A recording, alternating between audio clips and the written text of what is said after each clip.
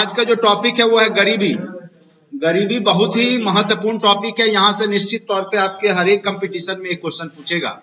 और भारत में जो गरीबी है वो बहुत ज्यादा है, खास करके बिहार में तो है ही। तो निश्चित तौर पे यहाँ से क्वेश्चन पूछने की संभावना बनी रहती है। तो गरीबी कहते किसको, सिंपल सा पहले हम लोग परिभाषा सुन लें, समझ ले, उसके बाद हम लोग इसके जो कमिटी बनी है आज तक, वहां से क्वेश्चन ज्यादा पूछे गए हैं आज तक, तो उसको पढ़ेंगे। तो सबसे पहले है कि बुनियादी सेवाओं एवं आवश्यक वस्तुओं, ठीक है, बुनियादी सेवाओं एवं आवश्यक वस्तुओं की उपलब्ध नहीं हो पाना ही क्या कहलाता है, गरीबी। आपकी जो बेसिक नीड है, जैसे आपका बेसिक नीड क्या है, भोजन, सबसे पहले क्या चाहिए, भोजन, तब कपड़ा, उसके बाद घर चाहिए, आवास।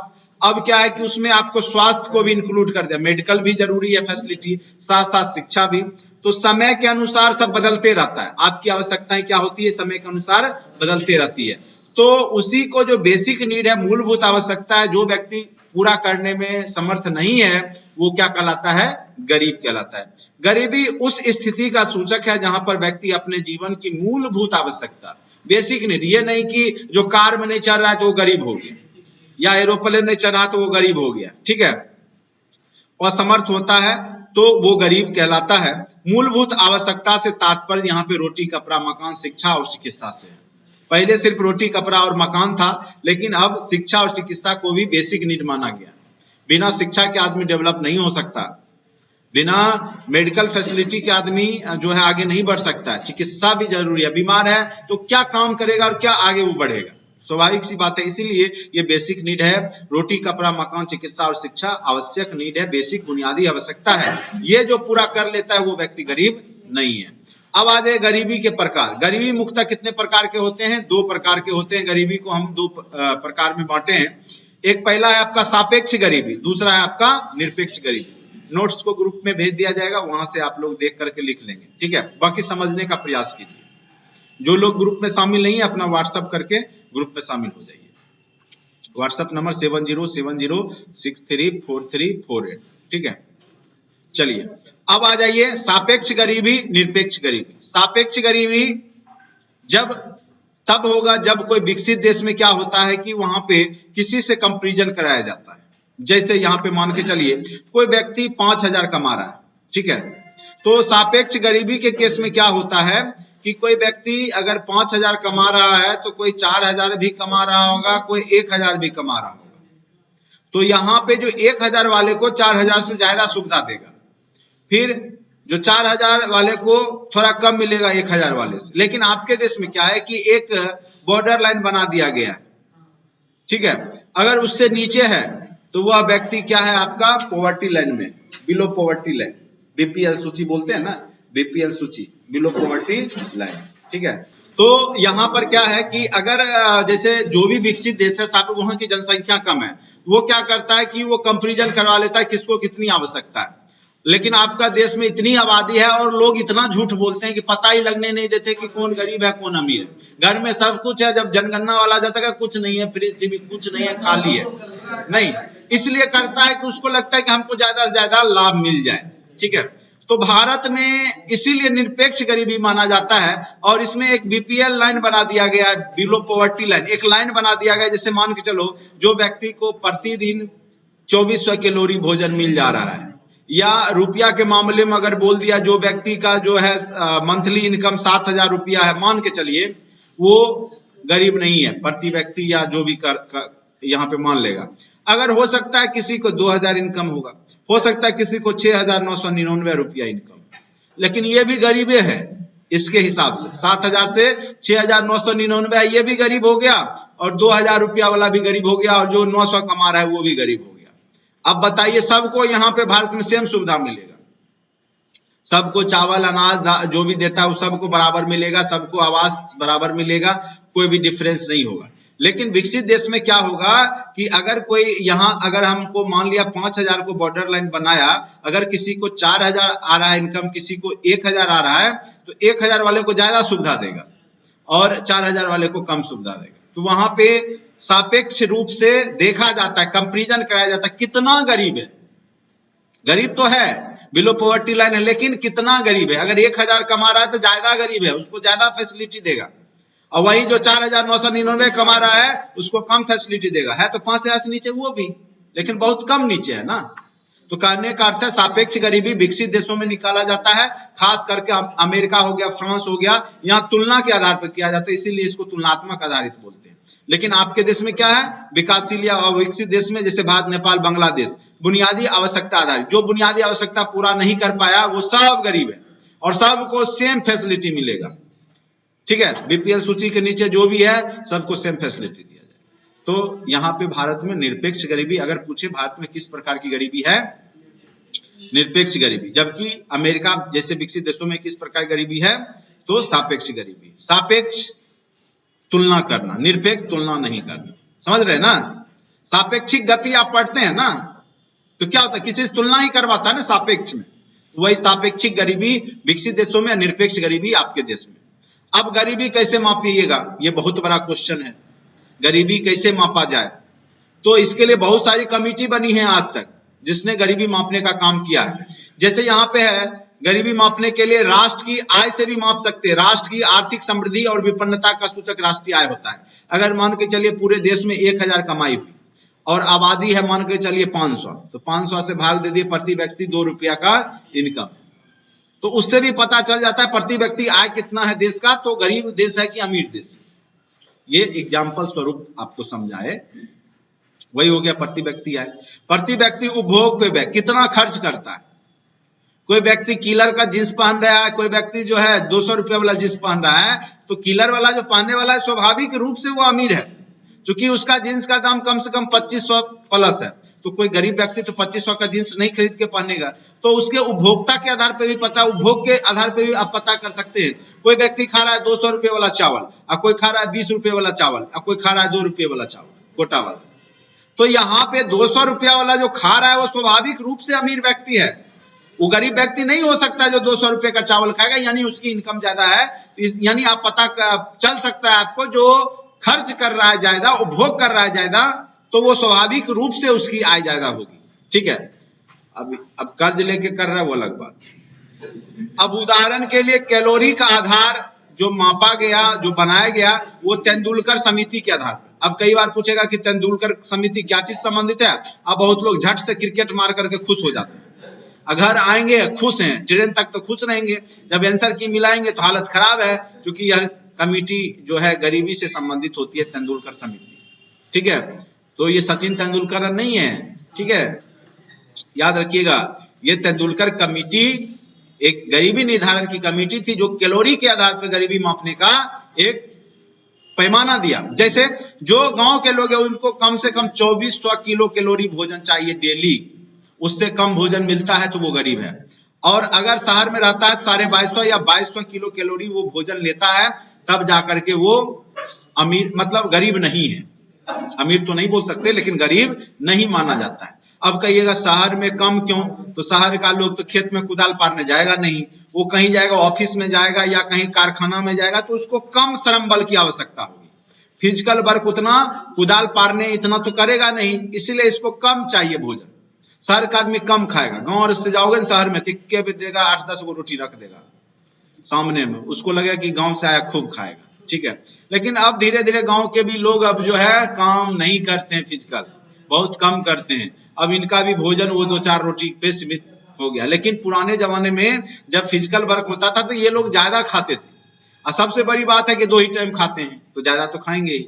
और शहर के लोग हैं, अभी क्या है, नाश्ता हुआ है, अभी क्या हुआ है, ब्रेकफास्ट, कभी चाय तो कभी बिस्किट तो कभी, मतलब पूरा दिन खाना है थोड़ा थोड़ा। ये तरीका सही है, लेकिन खाते ज्यादा है शहर के ही लोग, इतना जान लीजिए। भर दिन में 10 बार तो खाएंगे आइटम बदल बदल के, नहीं। गरीब आदमी बेचारा एक बार दबा के खाया, मकई की रोटी या साग सब्जी जो है खा लिया, और उसके बाद भर दिन खटेगा, फिर रात को उसको नसीब होने वाला है, ठीक है। तो इसीलिए यहाँ पे 2400 किलो कैलोरी जो है, तेंदुलकर जी समझ गए थे बात, गांव के लोग ज्यादा खाता है, इसीलिए उसको तन ज्यादा दिए भोजन, इतना मिलेगा तब वो ठीक है, नहीं तो उसके नीचे क्या है, गरीब। तो 2200 और 2400 याद रखिए। हाँ, खाली आलूए खा करके लालू बन जाओगे तो नहीं। आलू देखो, आलू में कार्बोहाइड्रेट होता है, ठीक है। तो सिर्फ शरीर को कार्बोहाइड्रेट की आवश्यकता नहीं है, शरीर को विटामिन, प्रोटीन, आयोडीन सब की आवश्यकता होती है, आयरन की भी आवश्यकता है, vitamin A, vitamin B, vitamin C सब की आवश्यकता है। और आलू खाली CHO देगा, विटामिन ए कहां से लोगे? उसके लिए दूध खाना पड़ेगा ना, या आपको विटामिन डी कहां से लीजिएगा? उसके लिए आपको बहुत चीज खाना है, ठीक है। तो कहने का अर्थ है कि सिर्फ किलो कैलोरी पुराने से नहीं होगा, साथ साथ उसमें अब जो है, अब इसीलिए क्या हुआ है, एक बकेट बना दिया गया है कि केवल कार्बोहाइड्रेट से नहीं होगा, वसा भी चाहिए इतना ग्राम। अब जो नया रिपोर्ट अभी आगे चर्चा करेंगे, अब बोल दिया प्रोटीन भी होना चाहिए इतना ग्राम, खाली कार्बोहाइड्रेट खाने से काम नहीं चलेगा। वो था जमाना गया जब लोग को खाली रोटी सब्जी मिल रहा था, अब को चाहिए वसा भी, घी, दही, मक्खन सब चाहिए। देखो ना, अभी आगे पढ़ाएंगे। अब विश्व बैंक क्या बोलता है, प्रतिदिन जिसको $1.75 कमा रहा है वह व्यक्ति निर्धन नहीं है, उससे कम वाला व्यक्ति निर्धन होगा। यानी $1.75 मतलब $2.25, $1 80 के बराबर है, तो मान के चलो ये हो जाएगा कम से कम 80 या 60, 140 रुपया लगभग, मान के चलिए अप्रॉक्स 140 रुपया प्रति व्यक्ति। और एक परिवार में जो है लगभग 5 लोगों का परिवार माना जाता है, 5 लोग होना चाहिए। यानी डेली का इनकम 14×5 = 70। जिसको 700 रुपया कमाई डेली का नहीं है, वर्ल्ड बैंक के अनुसार वह व्यक्ति गरीब है। अब सोच लो तुम्हारे घर की कमाई कितनी है। अगर 700 रुपया डेली कमा रहा है तुम्हारा गार्जियन या घर में आ रहा है इनकम, तो तुम गरीबी रेखा में नहीं हो। अगर उससे कम आ रहा है तुम गरीब हो, ठीक है। अब आ जाइए, NSSO क्या है, नेशनल सैंपल सर्वे ऑर्गेनाइजेशन। यह रिपोर्ट करेगा, देखो, राष्ट्रीय नमूना सर्वेक्षण संगठन के आधार पर योजना आयोग एवं अन्य संस्थाओं द्वारा कालांतर में भारत में निर्धनता के आकलन का प्रयास निरंतर हुए हैं। ये क्या करती है, आपको गरीबी का रिपोर्ट देती है कि कितना प्रतिशत लोग गरीब हैं, ठीक है। और इसमें सरकार बराबर झूठ बोलते आई है। भारत की सरकार क्या है कि बराबर जो है NSSO जो रिपोर्ट करता है उसको भी नहीं मानती है। देखिए यहाँ पे क्या है, यह निर्धारण मुख्यतः उपयोग व्यय के आधार पर किया जाता है। अब तक निम्न समितियां बन चुकी है जो गरीबी का निर्धारण कर चुकी है। सबसे पहला योजना आयोग कार्य समूह के द्वारा 1962 में निर्धारण किया गया, 20 रुपया प्रति माह जो व्यक्ति ग्रामीण क्षेत्र में कमा रहा था वह गरीब नहीं था, और जो व्यक्ति 25 रुपया प्रति माह शहरी क्षेत्र में कमा रहा था उस समय, तो वो गरीब नहीं था। यानी कह सकते हो कि 25 ये प्रति व्यक्ति है, और ये हो गया 20-25 100 रुपया जो ग्रामीण क्षेत्र में कमा रहा था परिवार वो गरीब नहीं था, और जो शहर में रहता था 125 रुपया कमा रहा था वो गरीब नहीं था। ये प्रति व्यक्ति है, तो 5 से इसलिए गुना कर देते हैं क्योंकि एक स्टैंडर्ड माना गया कि एक परिवार में कम से कम 5 लोग रहते हैं, और किसी किसी में तो 10, 12, 15, 20 भी रहते हैं, तो वो अपना उनका मानना है। अलग समिति आई, इसने भी गरीबी आकलन किया 1979 ईस्वी में। एक आया लक्करवाला समिति। लक्करवाल समिति कई बार पूछ चुका है, 1993 में आया, और इसने ग्रामीण क्षेत्र के लिए कृषि श्रमिक उपभोक्ता मूल्य सूचकांक बनाया। देखो, सबका गरीबी जगह जगह के अनुसार होना चाहिए। अब देखो, शहर के लोग अगर 10,000 कमा रहे हैं और गांव के लोग भी 10,000 कमा रहे हैं, आपको क्या लगता है किसका जो है विकास ज्यादा होगा? गांव के। अब शहर में 10,000 कमा रहा थी, रूम में रेंट देगा 5,000, 5,000 में न जिएगा।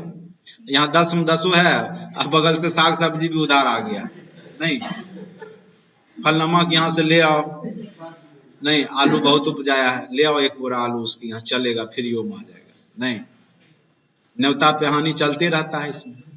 तो गांव का लोग यहाँ पे ज्यादा हो जाएगा, तो जगह के अनुसार क्या होगा, इनकम तो दोनों को सेम ही है। अगर मान के चलिए कोई बिहार में कमाता है 25,000 रुपया और कोई बंबई जाकर कमा रहा है 50,000 रुपया, गारंटी के साथ हम बोलेंगे जो बिहार में 25,000 कमा रहा है वो ज्यादा उससे डेवलप होगा। उसके पीछे रीजन है, वहां रूम रेंट लगेगा 50,000, समझ रहे ना। तो इसीलिए इसमें क्या किया गया कि ये इस बात पे ध्यान दिया कि खाली कमाई नहीं देखो, ये भी देखो कि जगह पे कौन कितना कमा रहा है, किस जगह पे जा कमा रहा है। कोई सऊदी अरब में 5 लाख कमा रहा है और कोई बिहार में 1 लाख कमा रहा है, उससे ज्यादा डेवलप बिहार वाला होगा सऊदी अरब से, इतना जान लीजिए, क्योंकि वहां पे उसका खर्चा भी बहुत ज्यादा होगा। अभी चले जाइए वेनेजुएला में 1 लाख में 1 कप चाय मिलता है। अब सोचो ना, 1 कप चाय पियोगे 1 लाख खर्च करना पड़ेगा इंडियन करेंसी से तुमको। वेनेजुएला में। एक लड़का बोला कि जाके सर वहां भीख मांगेंगे बहुत अमीर हो जाएंगे। अरे बुर्बक, भीख मांग के खाना तो खाओगे ही ना।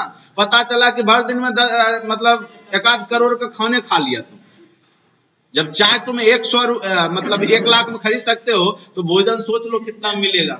1 करोड़ में तो भोजन करोगे तुम, कितना मांगोगे, मांगो जाके। ठीक है। औद्योगिक श्रमिक उपभोक्ता मूल्य सूचकांक, तो जो उद्योग धंधा में काम में लगे हुए हैं उनके लिए अलग ये बनाया, और गांव में जो लोग रहते हैं कृषि में, तो उपभोक्ता मूल्य सूचकांक मतलब किस क्षेत्र में रह के उपभोग कर रहे हैं उसके आधार पर लक्करवाल समिति ने 1993 में रिपोर्ट दिया और गरीबी आंकलन के लिए बोला कि डायरेक्ट आप निर्धारण ऐसे नहीं कीजिए। कैसे कीजिए कि जो शहर के लोग रहते शहर में उसका अलग निर्धारण कीजिए, और गांव के लोग जो गांव में रहते उसका अलग निर्धारण कीजिए। क्योंकि दोनों का खर्चा का जो है ना, उपभोक्ता जो खर्च कर रहा है, मूल्य का अंतर है दोनों का। मेडिकल फैसिलिटी शहर में ज्यादा महंगा होगा, एडुकेशन ज्यादा महंगा होगा, गांव में तो हमारा सरकारी विद्यालय काफी है। अब आज ये तेंदुलकर समिति आए, ये भी गरीबी से, ये बहुत ही भिभियाय है, पूछेगा ही पूछेगा तेंदुलकर समिति क्या चीज से संबंधित है किसी न किसी एग्जाम में। शहरी क्षेत्र में जो 1000 रुपया प्रति माह कमा रहे हैं प्रति व्यक्ति, ठीक है, यानी 33 रुपया प्रतिदिन, वह व्यक्ति जो है गरीबी रेखा से ऊपर है, मतलब गरीबी रेखा के नीचे नहीं है। उससे कम कमाने वाला व्यक्ति क्या है, गरीब है। यानी पूरे परिवार का 5 लोग कमाने चले 5000 रुपया जो व्यक्ति शहरी क्षेत्र में है तेंदुलकर 2009 के हिसाब से, तो वो गरीब नहीं माना जाएगा। और गांव में 816 रुपया प्रति माह, यानी 5 से गुना कर दीजिए, 8 × 5 = 40, मतलब 4800 रुपया, 4800 हुआ, 4008 नहीं 40,000 कितना होगा, 16 × 5 = 80, 8 × 5 = 40, इतना रुपया 4080 रुपया जो कमा रहा था गांव में, 2009 की बात कर रहे हैं, वो गरीब नहीं माना गया तेंदुलकर रिपोर्ट के अनुसार। ये प्रतिदिन है, उसी में 30 से भाग दे दिया। इसमें अगर आप 30 से भाग दीजिएगा 33 रुपया के आसपास आएगा। तो ये आपका प्रतिदिन प्रति व्यक्ति है, और ये आपका प्रति महीना है प्रति व्यक्ति। परिवार में जब करेंगे 5 से गुना कर देंगे तब वो परिवार का इनकम हो जाएगा। ठीक है, तो यानी शहर में तेंदुलकर समिति ने रिपोर्ट दिया कि जो लोग का परिवार 5000 नहीं कमा रहा है वो गरीब होगा, और गांव में 4000 नहीं कमा रहा है वो गरीब होगा। ठीक है, अब आ जाइए, उसके बाद आया 2014 में सी रंगराजन कमेटी का गठन हुआ। अब ये बोला कि शहर में जो 1400 रुपया प्रति व्यक्ति प्रति माह, यानी परिवार का 7000 इनकम, महंगाई बढ़ रही है ना धीरे धीरे, तो 2014 में आ गया 7000 रुपया का इनकम अगर शहर में नहीं कर रहा है, उससे कम है तो वो गरीब होगा। उसी को भाग देंगे 30 से तो 47 रुपया आ जाता है। और गांव में 982 को गुने 5 कर दो, कितना हो जाएगा, 40 से 41 के 1 बाकी 4, 9 × 5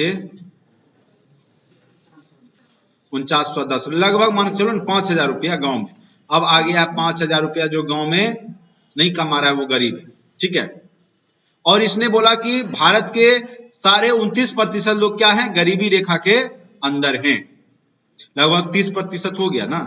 तो ये रिपोर्ट ने बोला, सी रंगराजन रिपोर्ट जो 2014 में आया, तो इसने बोला कि 30% लोग क्या हैं लगभग भारत में गरीबी रेखा के नीचे जी रहे, लेकिन भारत सरकार इसको मानने के लिए तैयार नहीं है। उससे पहले तेंदुलकर रिपोर्ट ने क्या बोला था, भारत के 21.9%, लगभग 22% लोग गरीब हैं, यानी गरीबी और बढ़ा ना।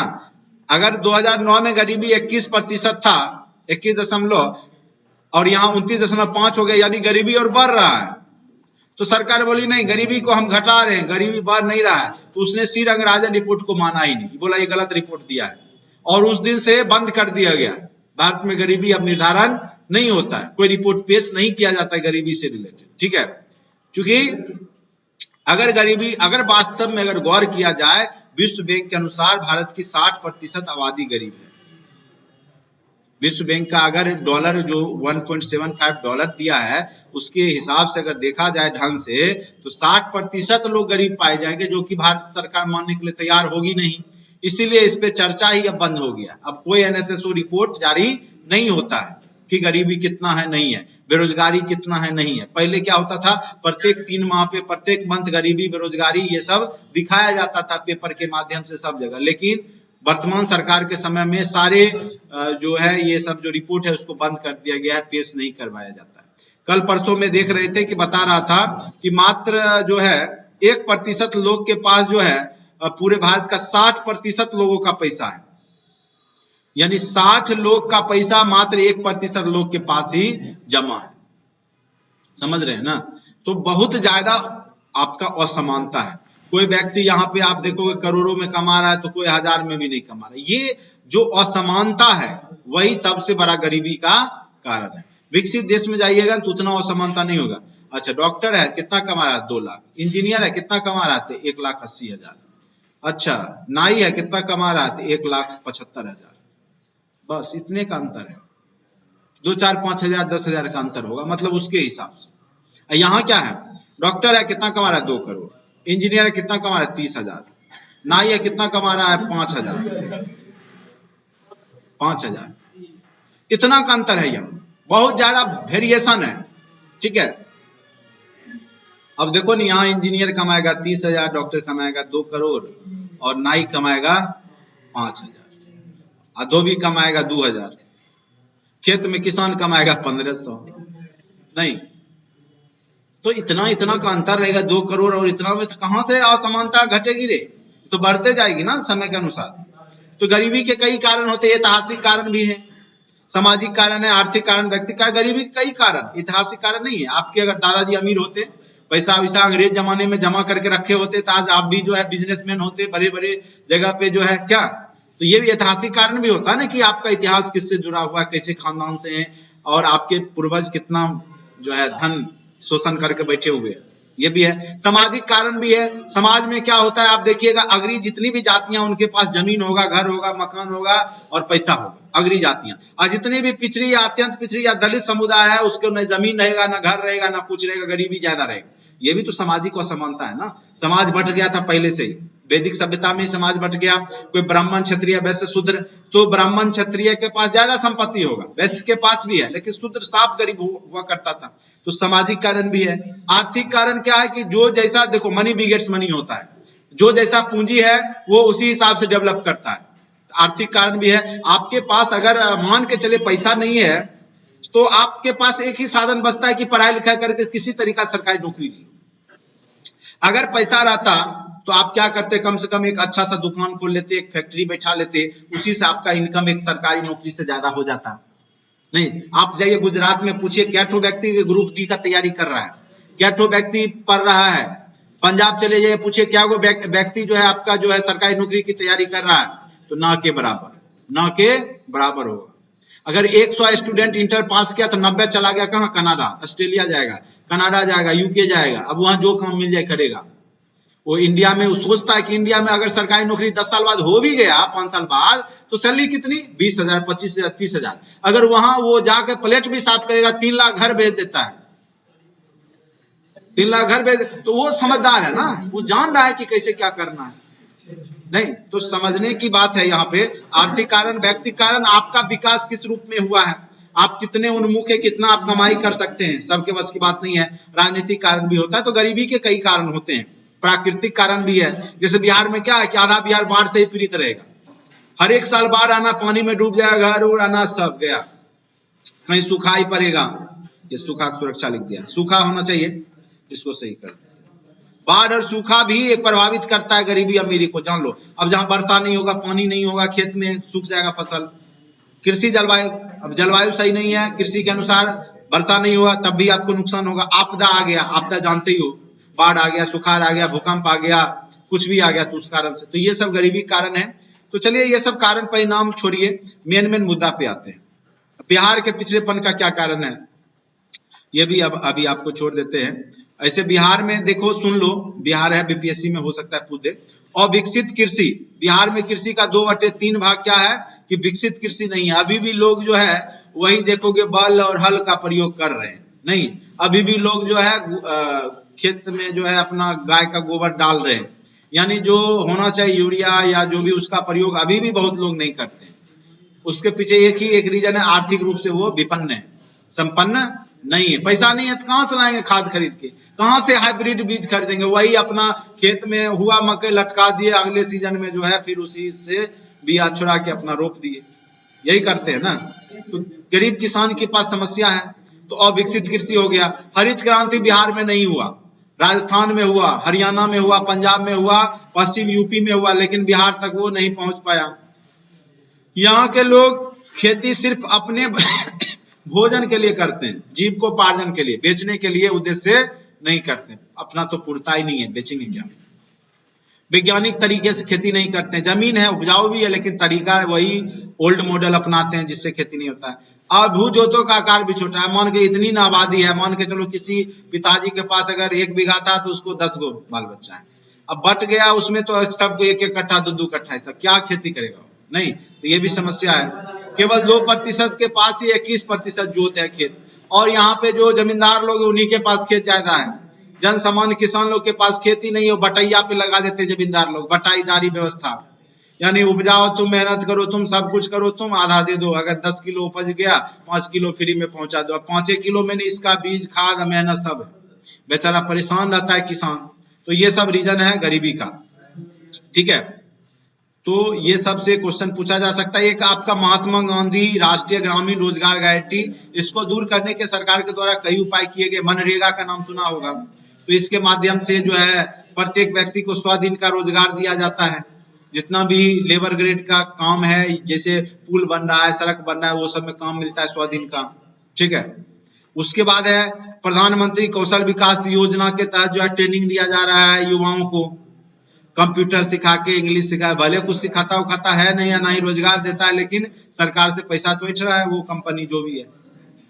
प्रधानमंत्री कौशल विकास योजना, ये सब गरीबी उन्मूलन का उपाय है। प्रधानमंत्री जनधन योजना, अब कहोगे ये कैसे, सबका अकाउंट खाता खोल दिया, अब जो भी पैसा आएगा वो डायरेक्ट अकाउंट में आएगा, बिचौलिया खत्म हो गया। जैसे गरीब है जिसको पेंशन मिला 400 रुपया, पहले क्या था 400 वहां से आया तो कहेगा अरे 200 लो, 200 बीडीओ साहब खाएंगे, 100 मुखिया खाएंगे, मिलेगा 50 रुपया आदमी को, नहीं। अब यहाँ क्या 400 का 400 डायरेक्ट आपके अकाउंट में बीच में, लेकिन पहले बोलेगा अकाउंट में डलवा रहे हैं, लेकिन दे देना 500 रुपया, 1000 रुपया, फिर भी घटा दे, रेशियो तो घटा। जैसे अभी भी जैसे घर का पैसा आएगा आपके डायरेक्ट अकाउंट में ही, जनधन योजना हो गया 1,20,000, और जो पहले मुखिया जो दिलवा रहा है वो कहेगा 20,000 हमको दे देना, 10,000 जो है बीडीओ साहब लेंगे, 10,000 हम सब लेंगे, पहले ही बोल देगा, तब दिलवाएंगे, पहले करार करा लेगा, नहीं तो पहले 20,000 लाओ तब अकाउंट में 1,40,000 भेजेंगे। पहले कैश में दीजिए, उसके बाद वो आपके अकाउंट में देगा, ये सिस्टम हो गया। जैसे अभी ये देखो शौचालय बनाया ना, हर एक घर में शौचालय का जो योजना आया, तो उसमें 12,000 रुपया या कुछ दिया जा रहा था। तो अब मुखिया क्या बोला कि 2,000, मुखिया सब 2,000 रुपया लेकर के सबको शौचालय दिलवाया, पहले 2,000 दे दो तब तुमको हम 12,000 दिलवाएंगे। अब बेचारा गरीब आदमी के पास ना 2,000 है जो उसको देगा, ना उसके पास शौचालय आएगा। जो जिसके पास शौचालय है, पैसा है, उसी वही 2,000 देकर वही सब उठा लिया। आज भी देखोगे लोग वैसे ही जा रहे हैं जैसे जा रहे थे, ठीक है। अब आज ये प्रधानमंत्री जनधन योजना, आयुष्मान भारत क्या है, जो गरीब लोग हैं जो बीपीएल सूची में, उनको 5 लाख तक का स्वास्थ्य कवर दिया गया है, 5 लाख रुपया तक का स्वास्थ्य कवर। यानी अगर कोई बीमारी हो गया, मेजर बीमारी जिसमें बहुत खर्च आता है, तो उसका इलाज आपको 5 लाख तक का इलाज सरकार आपको फ्री में करवाता है। प्रधानमंत्री आवास योजना जानते ही हो, सब लोग के पास तो इसका घर होगा ही, सब लोग गरीब लोग ही हैं। एक राष्ट्र एक राशन कार्ड योजना, ठीक है, ये हंस रही है, ये गरीब नहीं है। एक राष्ट्र एक राशन कार्ड, यानी अगर बिहार का मजदूर कहीं दिल्ली चला गया काम कर रहा है, तो अब उस राशन कार्ड से वो वहां भी ले लेगा। पहले क्या था, अब मान के चलो बिहार का आदमी है, बेचारा गरीब आदमी, अब वो वहां दिल्ली में रह रहा है, वो आ ही नहीं रहा है, तो उसको वहां लाभ ही नहीं मिल रहा है गरीब, और यहाँ भी नहीं है राशन कार्ड बिहार का, दिल्ली मिल नहीं रहा है। अब क्या होगा, ऐसी बात नहीं है।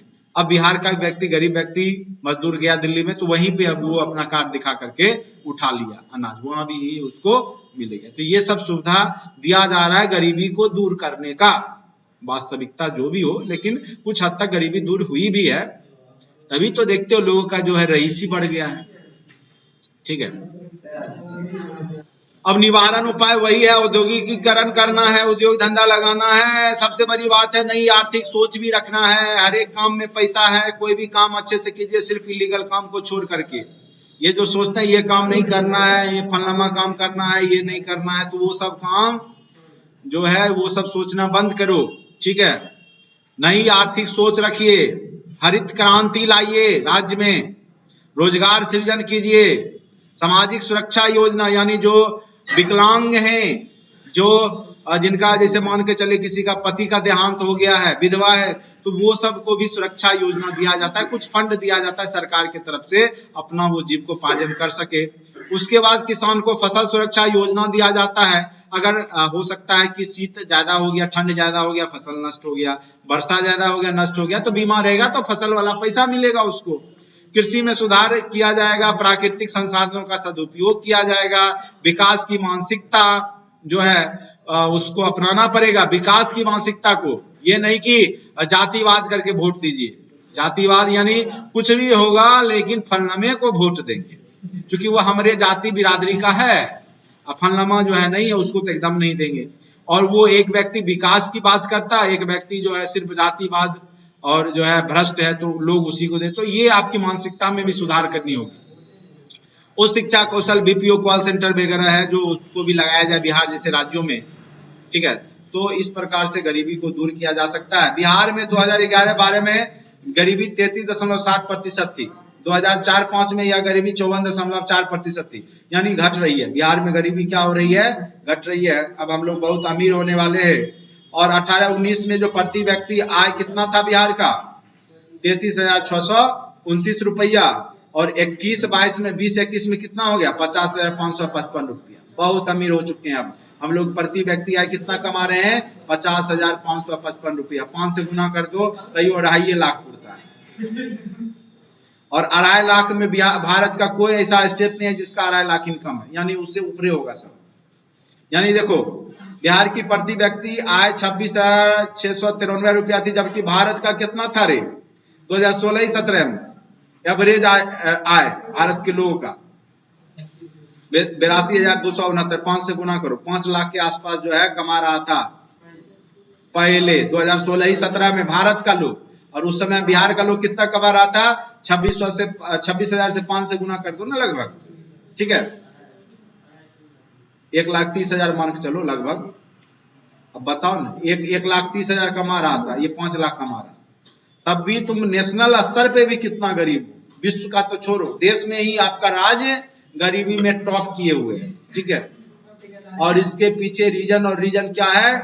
केवल हमारा एक रीजन नहीं है, ऐतिहासिक, सामाजिक, राजनीतिक सब रीजन है बिहार में। कोई बोलता है ना बिहार गरीब है, तो उसके पीछे सिर्फ गरीब लोग ही जिम्मेदार नहीं है, बल्कि उसके पीछे यहाँ का समाज भी जिम्मेदार है, यहाँ का इतिहास। अंग्रेज भी आया तो सबसे ज्यादा लूटा बिहार है, उड़ीसा को और बंगाल को सबसे पहले आया, गया भी सबके बाद में। सबसे ज्यादा यही जमींदारी प्रथा थे, लूट कांड किया, ठीक है।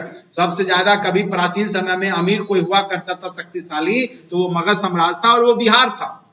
लेकिन जो ज्यादा अमीर होता है उसी पे सबकी नजर होती है। तो हमें सब ने लूटा, जो भी आया, विदेशी आक्रांता आया वो भी लूटा, और जो यहाँ के कुछ अंग्रेज बन बैठे थे भारतीय है लेकिन मानसिकता अंग्रेज का आ गया, वो भी लूटे। जमींदार लोग भी लूटा उन्होंने। चलिए कोई लोग जमींदार होंगे तो उनको तकलीफ होगा, तो उन्होंने लूटा है और उसमें कोई शक नहीं है। चलिए, गरीबी से आपको इससे ज्यादा क्वेश्चन नहीं पूछे जाएंगे। अति महत्वपूर्ण टॉपिक है। निश्चित तौर पे तेंदुलकर कमेटी याद रखिएगा, लक्कड़वाला समिति याद रखिएगा। ग्रामीण क्षेत्र के लिए कितना कैलोरी चाहिए? 2400 नहीं, ग्रामीण के लिए चाहिए 2200 और शहर के लिए चाहिए 2400 किलो कैलोरी, ठीक है। बिहार का प्रति व्यक्ति आय 20-21 में कितना आ गया? 50,555 रुपया हो गया है। तो ये क्वेश्चन अति महत्वपूर्ण है, पूछे जाने की संभावना बनी रहेगी। चलिए, तो इस प्रकार से आपका गरीबी का टॉपिक कंप्लीट हो गया। और अगर क्लास से जुड़ना चाहते हैं तो नीचे डिस्क्रिप्शन बॉक्स में लिंक दिया गया है, उससे आप जुड़ सकते हैं। आज के लिए इतना ही। Thank you so much.